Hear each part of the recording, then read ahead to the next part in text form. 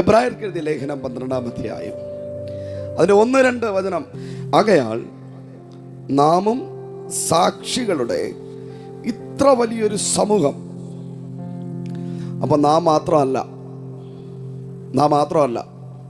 നമ്മളെല്ലാവരും ചിലർ അയ്യോ ഈ ലോകത്ത് ഏറ്റവും വലിയ കഷ്ടം അനുഭവിക്കുന്ന സ്ത്രീ ഞാനാണ്.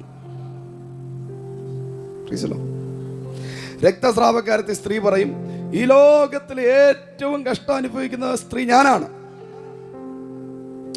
ഭൂതം ബാധിച്ചവൾ പറയും നോ നോ നോ നോ ഈ ലോകത്ത് ഏറ്റവും കൂടുതൽ കഷ്ടം അനുഭവിക്കുന്ന വ്യക്തി ഞാനാണ്. മാർത്തയും മറിയയും പറയും അവരൊന്നുമല്ല, ഞങ്ങളാണ് ഏറ്റവും കൂടുതൽ കഷ്ടം അനുഭവിക്കുന്നത്. ഇതിനകത്തിരിക്കുന്ന ഓരോ വ്യക്തികളെ എഴുന്നേൽപ്പിച്ചാൽ പറയും ഒന്നിനോടൊന്ന് ഞാനാണ് ഏറ്റവും കൂടുതൽ കഷ്ടം അനുഭവിക്കുന്നത്. വചനം പറയുന്നു നിങ്ങളൊന്നും അല്ല, നിങ്ങൾക്ക് മുമ്പേ കഷ്ടത അനുഭവിച്ചവരെയല്ല നമുക്ക് കാണാൻ കഴിയുന്നത്. കഷ്ടതയിൽ നിന്ന് മോചനം പ്രാപിച്ച സാക്ഷികളുടെ വലിയൊരു സമൂഹത്തെ നമുക്ക് കാണാൻ കഴിയും. ഹല്ലേലൂയ. അടുത്തിരിക്കുന്നവരെ കൈ കൊടുത്തിട്ട് പറഞ്ഞേ, മലയാളം മനസ്സിലാത്തില്ല, തമിഴിൽ പേസണമാ. Okay okay. അടുത്തിരിക്കുന്നവരെ കൈ കൊടുത്തിട്ട് പറഞ്ഞേ, കഷ്ടത അനുഭവിക്കുന്നവരല്ല നീ കാണേണ്ടത്, സാക്ഷികളുടെ സമൂഹത്തെ കാണണം. ഈ കഷ്ടത എന്ന് പറയുമ്പോഴേ ഒരു നെഗറ്റീവാണ്. നമ്മൾ അവരെ നോക്കിക്കൊണ്ടിരുന്നു കഴിഞ്ഞാൽ നീ ഒരു നെഗറ്റീവിൽ പോയി വീഴും.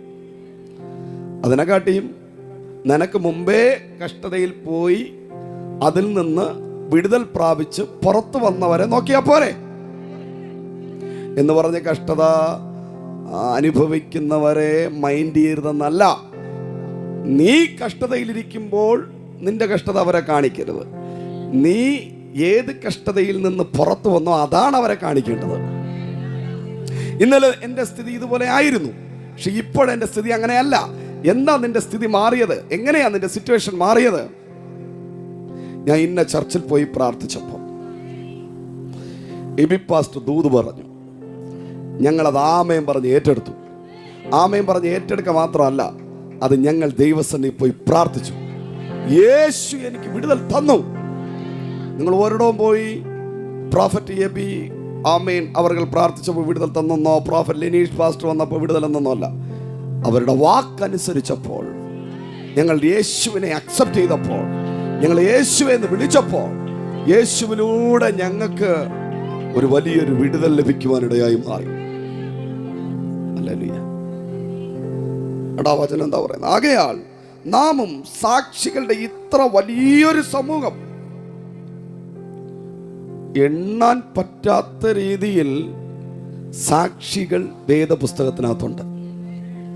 ആമേൻ. നമുക്കെണ്ണാനോ എഴുതുവാനോ പേപ്പറുകൾ പോലും ഇല്ലാത്ത അളവിൽ, പേനയുടെ മഷി തീർന്നു പോകത്തക്ക രീതിയിൽ, ബുക്കിൻ്റെ പേപ്പറുകൾ തീർന്നു പോകത്ത രീതിയിൽ സാക്ഷികൾ നമുക്ക് ചുറ്റിലുമുണ്ട്. ആമേൻ. അവരെയാണ് നമ്മൾ നോക്കേണ്ടത്. ഹല്ലേലൂയ. നെഗറ്റീവ് പറയുന്നവരുടെ വാക്ക് കേൾക്കരുത്, നെഗറ്റീവ് പറയുന്നവരുടെ നോക്കരുത്.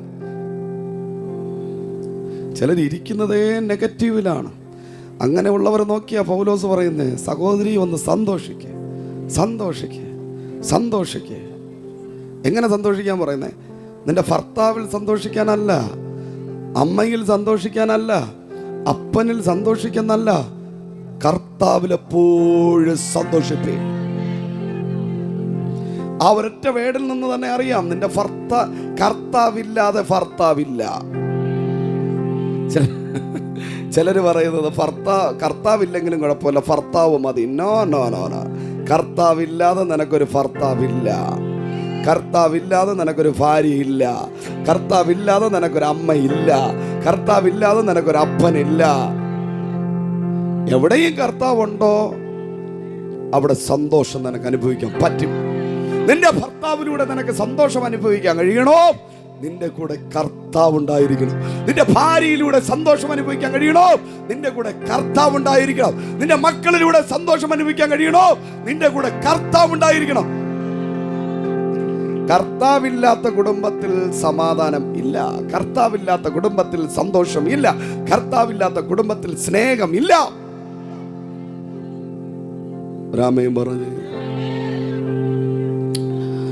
പാപിനിയായ സ്ത്രീ, ഒത്തിരി പുരുഷന്മാരുമായി പാപം ചെയ്ത സ്ത്രീ,